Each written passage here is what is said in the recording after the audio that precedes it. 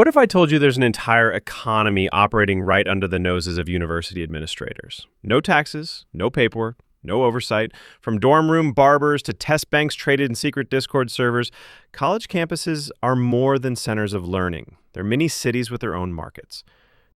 Today, we're diving into the underground economy of college campuses, where the lecture halls end and the side hustles begin. When you think of college, you probably picture lectures, exams, and the occasional side job, maybe babysitting, working the rec desk, tutoring on weekends. But these stories, this isn't anything close to that.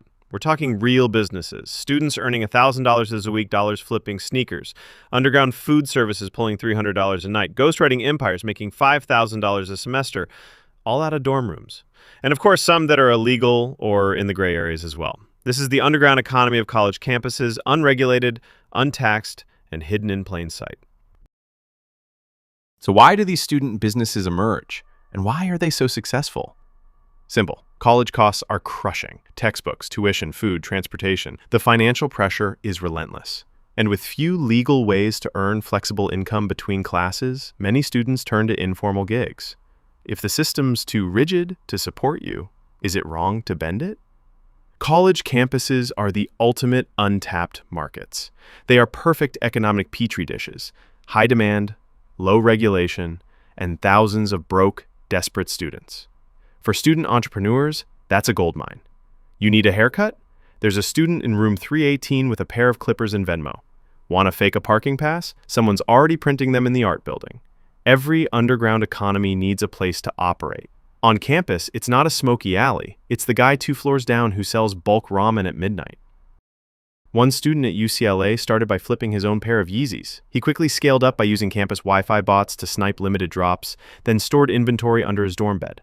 He recruited 2 roommates to manage shipping and social media, turning his dorm into a full-blown sneaker warehouse with weekly sales of over $5,000. That's totaling more than the average household income in the US from the convenience of their dorm room. In Florida, a student built a business called Late Night Munchies, a fried food delivery service for dorms, selling fried snacks from 10 p.m. to 2 a.m. He marketed through Snapchat stories and used a Google form for orders, offering combo meals with names like Finals Fuel and the Hangover Box. Payment was digital, delivery was door-to-door via electric scooter, and he even offered a punch card loyalty program. He charged $8 to $12 per combo, filled 20 to 30 orders per night, and cleared $200 to $300 in profit every night, all on a $50 deep fryer and an electric scooter. That's about $3,000 every week. These students weren't just trying to make ends meet.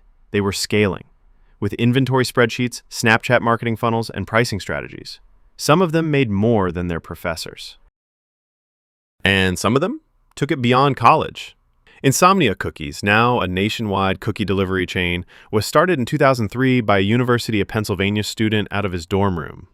Seth Berkowitz was a college junior at the University of Pennsylvania when he noticed students pulling all-nighters had no access to fresh late-night snacks. So from his dorm room, he started baking cookies and delivering them to classmates until 3 a.m. His thinking was simple. People crave warm cookies at night, especially while studying or partying. Word spread fast. He began hiring other students to help bake and deliver, and demand quickly outgrew the dorm oven. By the time he graduated, Insomnia Cookies was already profitable, reportedly bringing in thousands per month on campus alone. After college, he partnered with an entrepreneur to expand operations. Today, Insomnia has scaled into a national brand with over 240 locations across the U.S., including dozens near college campuses, all while sticking to its original business model: warm cookies delivered late. Of course, talking about college businesses, we got to talk about businesses that survive on deadlines, essays, and projects. Take Kevin Jiang at Columbia. Kevin began selling used textbooks, but realized electronics brought higher profit. He began buying damaged laptops off eBay, fixing them with DIY kits, then reselling to fellow students, all while dodging campus resale restrictions. By his junior year, he had interns sourcing products and a spreadsheet tracking inventory, returns, and warranty issues like a real business. By buying broken MacBooks off eBay for $150 and selling them for $500+ on campus, he made $250 to $350 profit per unit. He moved 3 to 5 a week. That's $3,000 plus weekly. At the University of Michigan, a Discord server named Wolverine Connect operated as an underground marketplace. Students used alias accounts to offer services: essays, $30 to $100 per paper. Adderall, $10 per pill. Cheat sheets, $15 per download. The server had over 400 members. One moderator reportedly earned $4,000 plus dollars a semester, taking cuts and coordinating sales. Payments went through Cash App or Venmo, often disguised with pizza emojis. Need a fake ID? There's an Instagram page for that. Want access to old exams? Reddit has you covered, sometimes even with premium subscriptions. Heck, even Elon Musk funded college by throwing $5 a head parties at his rented house in Pennsylvania. He charged admission, turned up the music, and sometimes didn't even drink. He was busy running the business. This wasn't disorganized chaos, it was closer to Amazon, run by teenagers with no terms of service. For some students, this isn't just a way to get by, it's their first real business model. These student-run operations don't just rely on hustle, they rely on tech. Venmo and Cash App for payment, often disguised with pizza and tree emojis. Discord servers for product catalogs and orders. Google Docs, Sheets, and Forms to manage logistics, write-ups, and customer service. However, some of these services cross legal or ethical lines, but many operate in gray zones. At Georgia State, a student created a free digital library of over 800 textbooks, hosted on Google Drive and distributed by DM. He wasn't charging, just liberating overpriced content. The library gained over 1,000 downloads per week before takedown attempts began.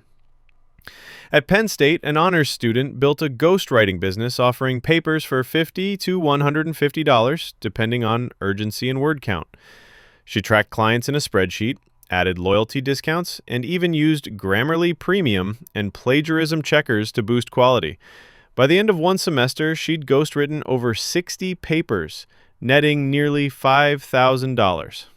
Was it cheating? Sure. Was it also supply meeting demand of a system? Definitely. But not all student businesses are just hustles. Some are full-blown criminal enterprises. At UNC Charlotte, a student-led drug ring ran like a cartel. Remember 21 Jump Street? My name is Jeff. Orders placed on Snapchat with emoji menus. Pickups from hidden drop points. Earnings estimated at $5,000 to $7,000 per week. When busted, they found burner phones, ledgers, and backup product in shampoo bottles. Wonder what brand they used for the empty shampoo bottles. In Georgia, a comp sci student hacked the university's back end. He sold stolen credentials for $25 to $75 per login, giving buyers access to test banks, homework portals, and even faculty emails. His dashboard tracked over 300 users, each paying monthly. That's about $20,000 per month from subscription alone. All in all, globally, over 2 billion people work in informal economies. On college campuses, these student businesses are just a smaller version of a massive global system. No taxes, no protection, no regulation. Just demand and the will to meet it. For many students, this is their first exposure to economic survival without a safety net. And once you learn how to create your own income, even in the shadows, it's hard to unlearn. College isn't just about prepping for a job. For some students, it is the job. When the dorm becomes the boardroom, the textbooks become overhead, and classmates become customers. That's no longer a side hustle. Let's face it, because with tuition up, wages flat, and debt soaring, students are done waiting to graduate to start earning. In 1980, the average public college tuition was $2,600 a year. Today, over $10,000, and that's before books, housing, and meal plans. Meanwhile, federal minimum wage has been stuck at $7.25 an hour since 2009. That's over a decade of inflation. But students are still earning early 2000s wages for 2025 prices. The average U.S. student leaves college with $37,000 in debt. Campus jobs pay $9 to $12 an hour, barely enough for groceries, let alone tuition. So when the math doesn't add up, students turn to hustle survival. So what do? They build their own economies. They out-hustle the system that's outpricing them. And colleges, with thousands of customers, free internet, and zero rent, are the perfect launch pads. And let's be honest, if you had to choose between working 15 hours at the campus cafe for $8 to $11 a week, or running your own service, pulling $1,000+ a month, which would you pick? And that is all from me. And this was your look into the real profit margins of student life. Comment down below. What's the wildest student business you saw in college? Like, subscribe, and remember, where there's pressure, there's profit.